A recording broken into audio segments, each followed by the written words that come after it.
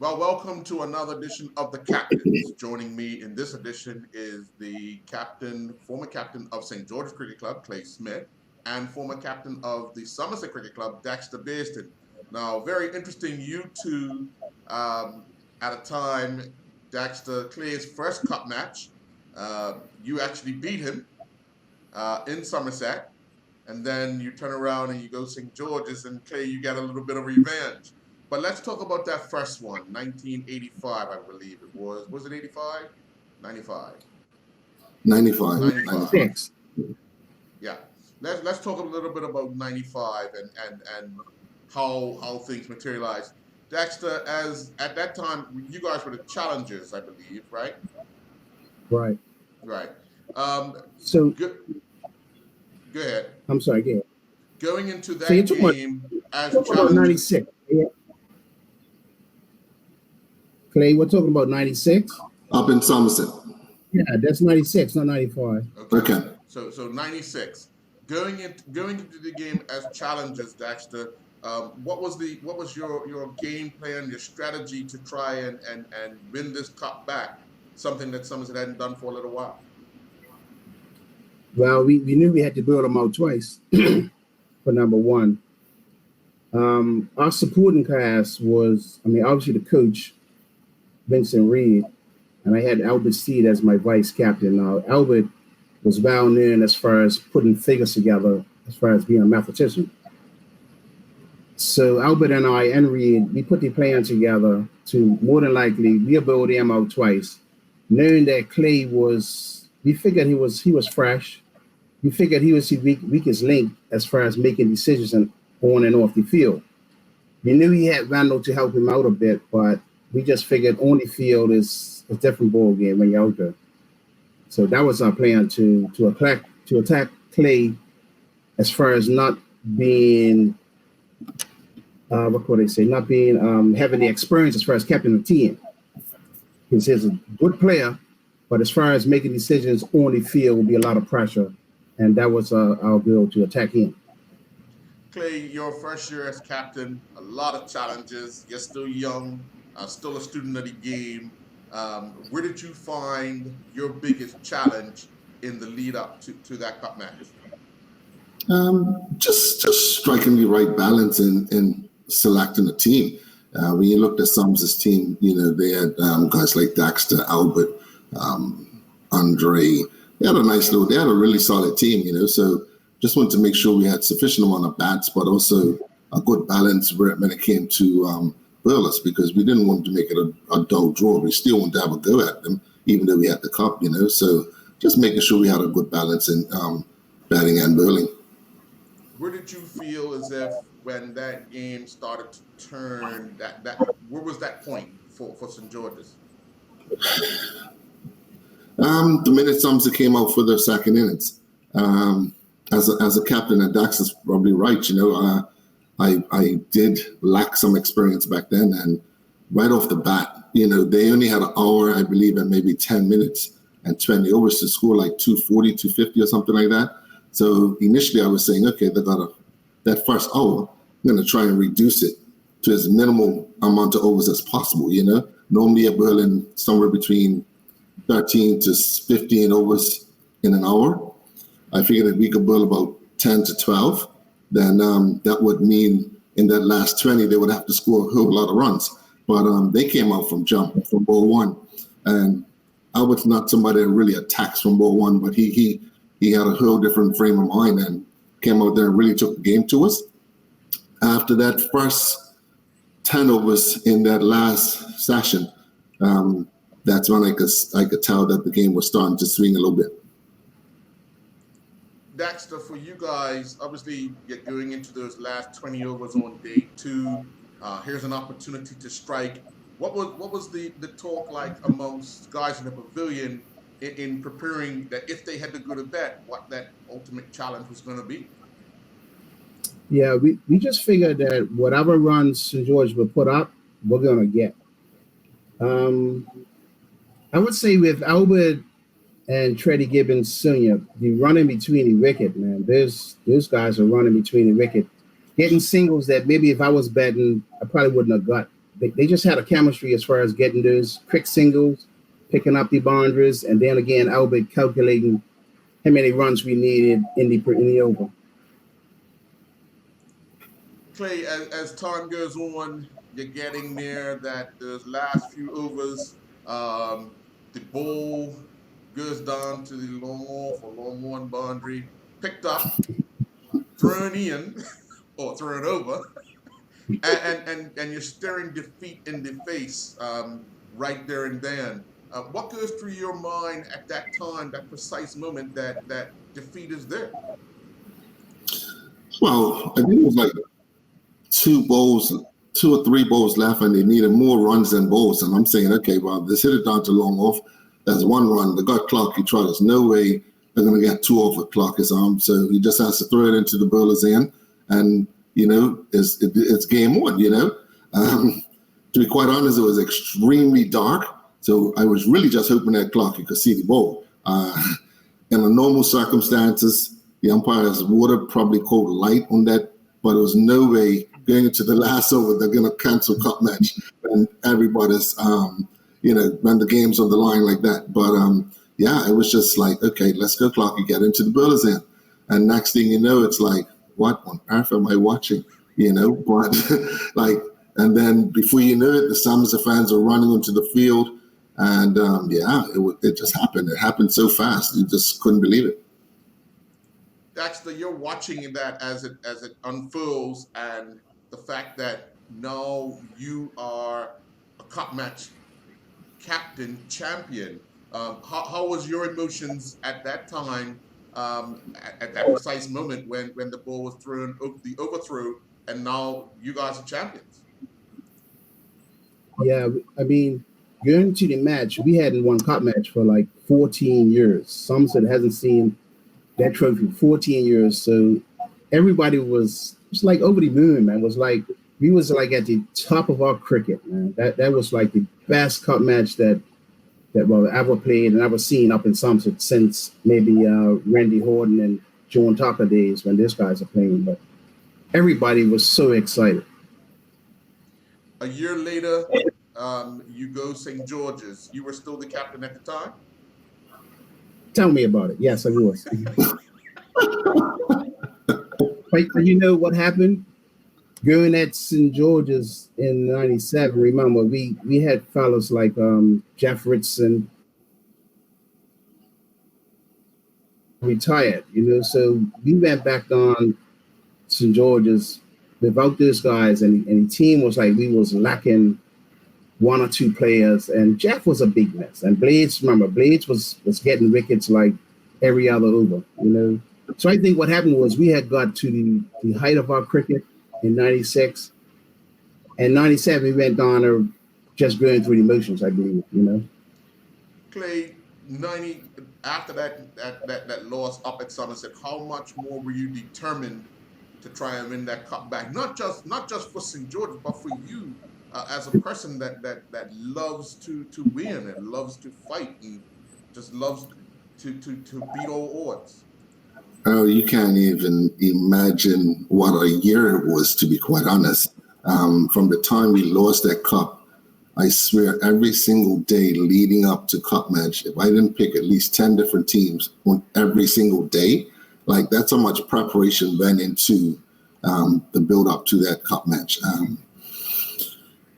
It was a long year, to be quite honest with you. After losing that cup, a lot of people, especially St. Georgians, took it to heart.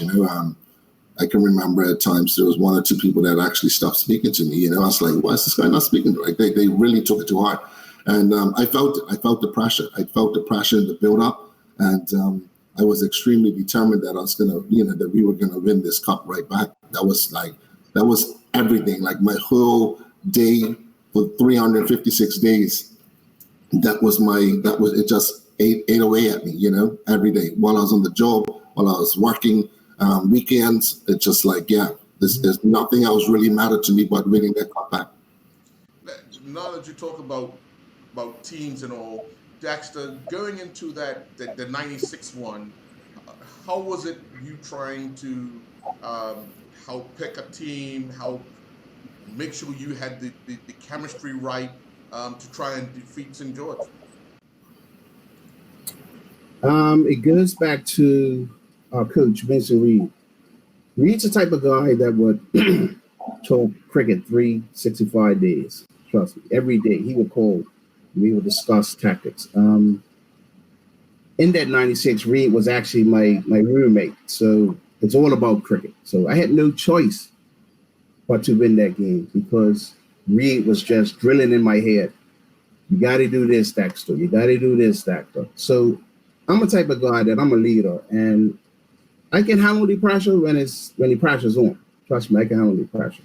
But it was just that on that day, it seemed like every time I made a change of the building, switched the field around, everything just went my way. Trust me, everything went my way. And like I said, with my vice captain out with Steve, I don't think the guys would have done it because it was a total team effort, right down to guys like Corey Hill, Roger Trott, Hassan Dorn, Kevin Fubler, Roger Blades, you name it. We had a full, real good team to play with. So I was just thankful that we came out on top, and Somerset had got that cup back. So ever since then, trying to get that cup back, seems like it's always been up the rest now. So it's St. George's turn to try to put some things together. But I must say that back then with Clay and Herbie Basden, those guys leading, the standard today, I think, in cup match, and I'm not knocking no team, I think the standard is a bit low because no way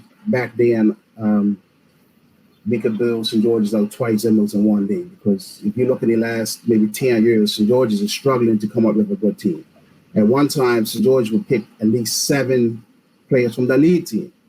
Now they can't even get a good captain, But that's going to take them some time to put things together. And hey, I wish them the best. But right now, Somerset has got a real good team. Clay, the 96, your first time being in the room to help select a team for cup match. What was that experience like for you? It wasn't bad. It was maybe going into that cup match, a lot of those players had already solidified themselves previous years in cup match. So it was just 1 or 2 little decisions that we had to make, and it really wasn't that bad leading up to that cup match. Most of the guys picked themselves back in the day. Guys like Clevey and Charlie and these guys. These guys they have been around cup match for years. So it was just 1 or 2 small decisions that had to be made. That one was probably the easier one. The 97 one, that's a whole nother story. Well, let's talk about that 97 one because now you're challengers as opposed to champions, and you're now home. You had just lost the year before. So that cricket season, a lot of emphasis is put on, especially from the St. George's fans, getting that cup back. So what was that selection night like? Going into that, trying to pick a team that's going to sort of wrestle that trophy back into the East Enders' hands? That was a nightmare. I'm going to be quite honest with you. It was a nightmare.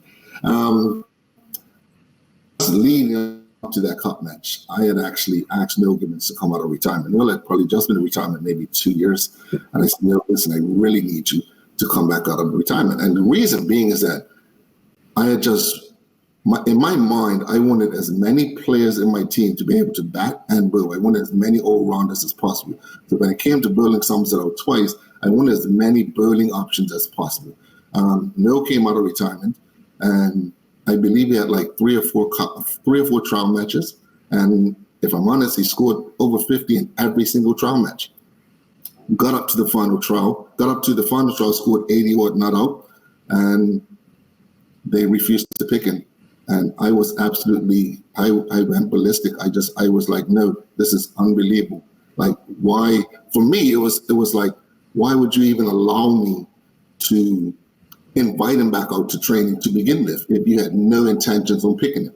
And pretty much that was it. They had no intentions on picking him. And I sat up there and I argued, but it just didn't happen. So when I came to that final spot, I just said, you know what? Whatever you want, I don't care. Just whoever you want to pick, just pick. Yeah, that's the point that I got to. then you go from that disappointment that night to jubilation at the end of the Friday afternoon, Friday evening of winning the cup back. But let's talk a little bit about that 97 game, because where do you think St. George's won the game after losing it the year before? A lot of it came down to preparation. At that time, my father was still the groundsman, and I knew what type of bowlers I had in my team. So we pretty much prepared a wicket that was going to suit our bowlers. One end, if you remember that end, one end was really grassy. The eastern end was really grassy, and the western end was dry as dry can be. So we picked like three seamers. You look for most of the game. You looked at Herbie. You looked at Gary Brinkman. These guys bowled from the western end, bowling into the grass.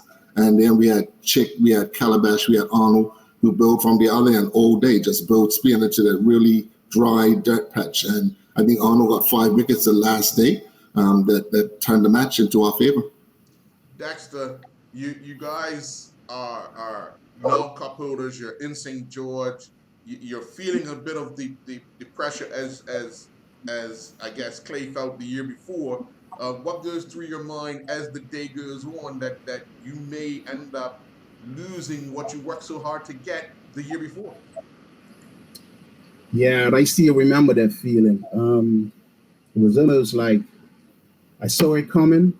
I came out of slips, went on the boundary, tried to catch balls. And that doesn't usually happen with a captain, So I think our whole team concept just wasn't working. I mean, like I said, I came from out of slips and went long on and went square leg deep, whereas some guys were dropping catches, and I figured, listen, I'm going to go out there and take a catch myself. Whereas it's a team effort. So if the team's not clicking, I knew the ship was going to go under, Wasn't a good feeling, but like I said, in 96, I was on top of the world. In 97, we're going rock bottom again. But that's what happens in cricket. When you're dominating all the time, when you go to the top, you got to come off the top and come down a little. So I know that in sports. So I took the defeat, and we actually came back in 2000 when Albert Steele was a captain. I was demoted to vice captain, but the same support Albert gave me when I was captain, I gave it to him, and we ended up winning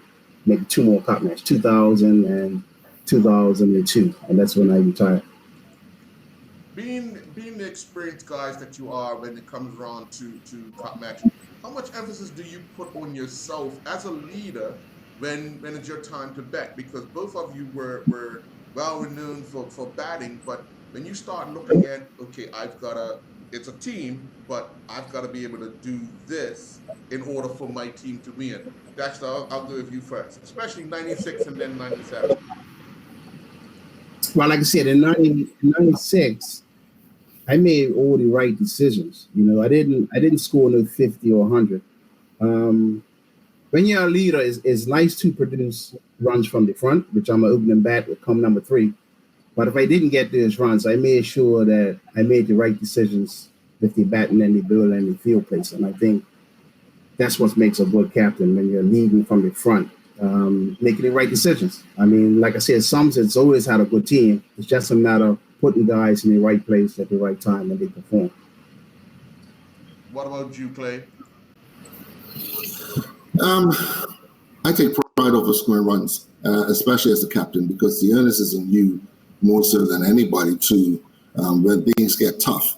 As a skipper, it's funny because you find that some players tend to crack under pressure when they're captain. For me, it sort of motivated me to want to do that much better. So for my first year, I was under extreme pressure. I mean, I must say I was extremely nervous. However, the 97, I remember sitting in the pavilion. We had to chase like 150 odd to win the game. And I'm walking, as I got up to go to the wicket, as we were like 13 for 3, if I'm correct. And my brother just looked at me and he says, "Don't come back. It's on you now," And I got up and I was walking to the wicket, and it's so amazing. Glenn was at the crease, and he was like, "I'll tell you what, Clay, if you don't get out, we're going to win this game. You and I are going to win this game." And his level, people call it arrogance, they call it cockiness. His level of confidence right there and then just took any nerves that was there out of the equation. And I was like, okay, Glenn, I'll tell you what, let's do this here. And me and Glenn just put our heads down, and we ended up getting like 150 for three, 152 for three or something, and won the game. So yeah, it's something that I thrive off of as a player, scoring runs, especially when you're captain, because it filters through the rest of your team. When you guys look back at all your cup matches, Clay, what would you say would be your one of the lowest points personally for you? I know what you're gonna say. That's an easy one. That year, down St. George's when I got double ducks. I mean, that second duck, Kevin Fubler hit me dead center with a low off break, and I was like, I wish the ground would just open up and let me crawl underneath. I didn't. That walk back to the pavilion was treacherous. It was like, let me hurry up and get off this field. But without a doubt, that was the lowest of lows. What did I know because Dean didn't play that year. He was actually commentating that year. So what was something he said to you first up, I guess, after the game, because you two were so tight and you could joke with one another, but you weren't in a good mood. Of course, you know him. He picked his time to say it, but it was like, okay, well, welcome to the Double Duck Club. Because at that stage, you had people like Neil Gibbons and Charlie who had double ducks and cup match. So that was like a prestigious club to be in. So he selectively picked the right time to say something. But yeah, it was good. It was good banter. Well, Dexter, we were asking what personally would have been your low point of cup match for you at any point.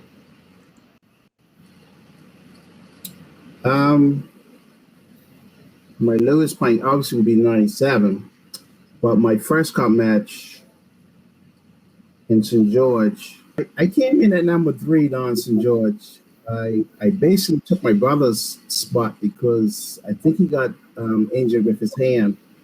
So anyhow, I came to the wicket and I got so much sledging from like top cricketers, and I just took it on the chin. I just said, well, look, this is what it is. And I just took this frustration out by trying to hit the ball to the boundary. And like I said, the ball came on somebody's leg and they stopped it. So I didn't get a single. And the next ball, I was out. But one thing about me, they always say good players bounce back. And I'm not tooting my own horn, but when it came down to us field, and I said, well, I came to cup match as an all-rounder. I'm going to try to get some wickets. So apparently, Randall was on 97. I mean, he was stroking the ball all around. And I mentioned to Mabry, to Whisper and John Tucker, so I needed to ball because I wanted to redeem myself. Didn't make no runs. And Randall's on his way to 100 because Randall would bat, one of those players would bat all day, and he was in that mood. So nevertheless, I got the ball. I think I was in my third ball in my first over.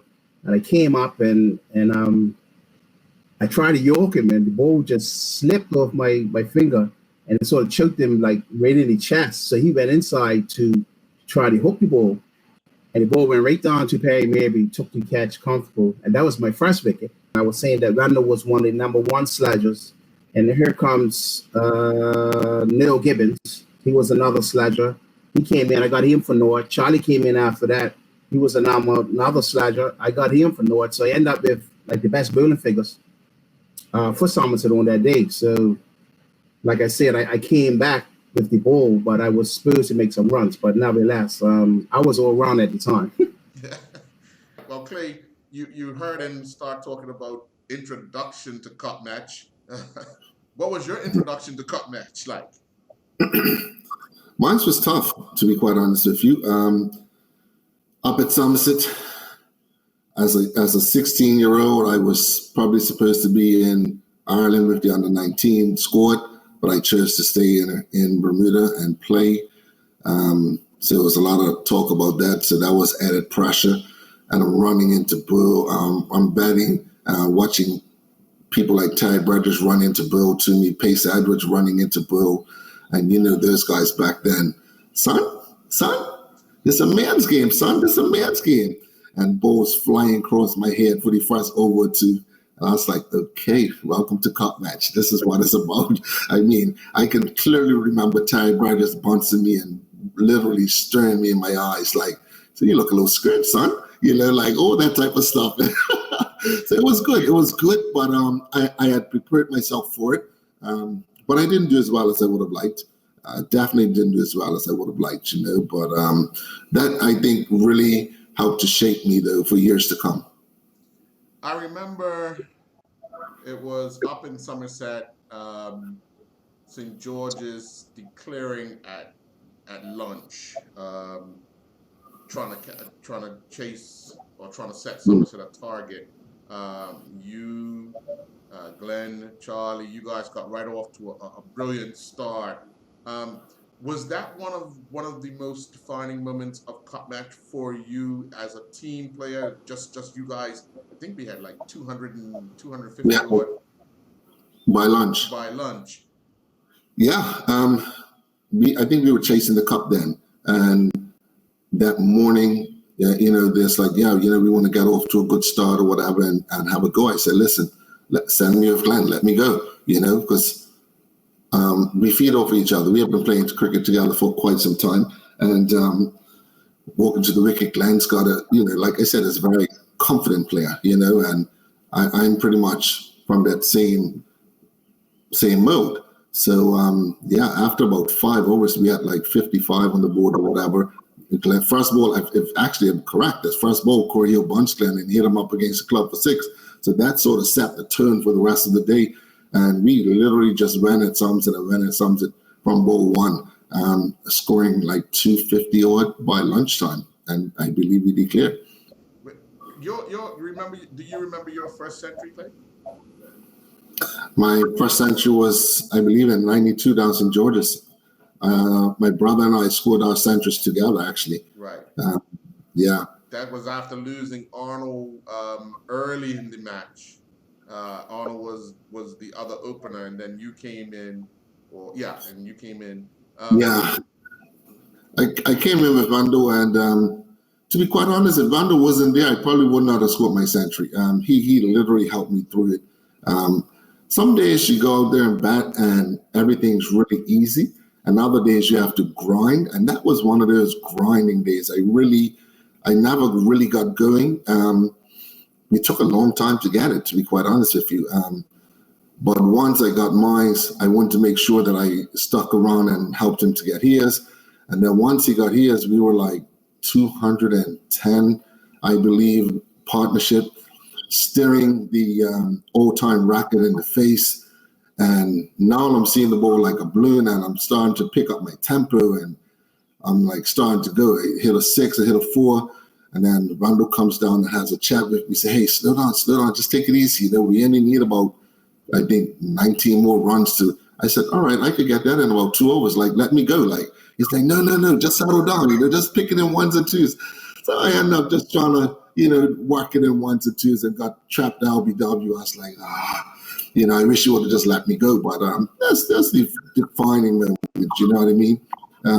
But it was good to score my first century at my home at Wellington Oval. And that final century up at Somerset, century number 3, to become the first player to score 3 centuries. The defining moment, obviously, St. George's was in a bit of trouble. You ended up batting out of trouble and then going on to make that century. Was that the better one out of the 3? Yes. To me, it definitely was.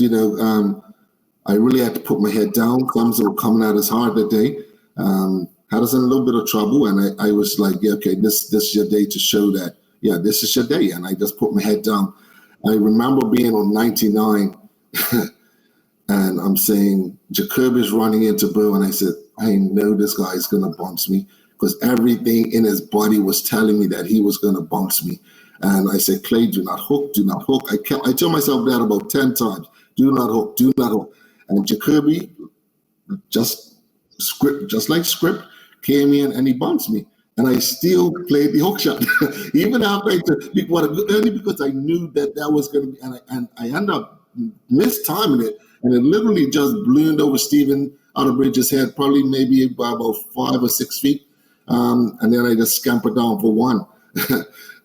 So I was a bit fortunate, to be quite honest with you, but that was extremely special because, becoming the first player to score 3 centuries, and believe it or not, my little daughter, she must have been about 5 years old at that time. She was the first person. She jumped over the fence and just literally jumped into my arms. So that was like a double special moment, really, Looking back at your cup match career, what would you say has defined you as a player? How it has helped to define you as a player? I would say probably it made me stronger mentally as a player more than anything, because when you walk out to the wicket at cup match, it's like, and my brother and I always used to talk about this. League cricket, not a lot of people remember you for that. But to be able to go and score runs on the biggest stage under that type of pressure, that shows character, and I built my game around scoring runs. My game was based around scoring runs, really. So that helped to mold me, helped to make me, sorry, that really helped to make me mentally tough. That, if anything, that's what that did. Cup match, you get so much banter and sledging out there.